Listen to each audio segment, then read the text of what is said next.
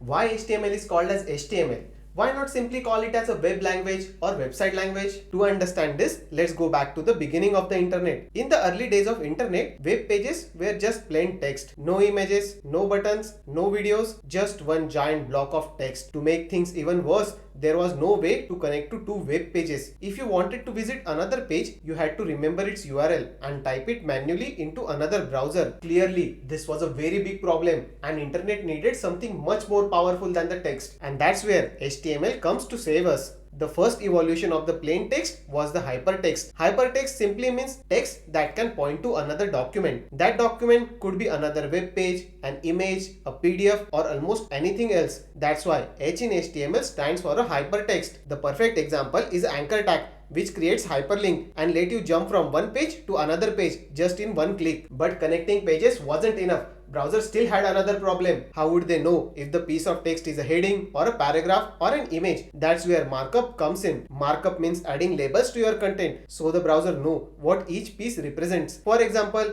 H1 tags tells the browser this is heading, P tags tells it that this is a paragraph, and IMG tags tells it display the image here. So M in HTML stands for a markup. Finally, why it is called as a language? Think about it. You and I communicate using languages like English, Hindi, or Spanish. Similarly, HTML is the language developers use to communicate with the browser. When you write H1 inside welcome tag, you are telling the browser, hey, display this as a heading. The browser understands your instruction and renders it on the screen. That's why L in HTML stands for the language. And that's the story behind Hypertext Markup Language.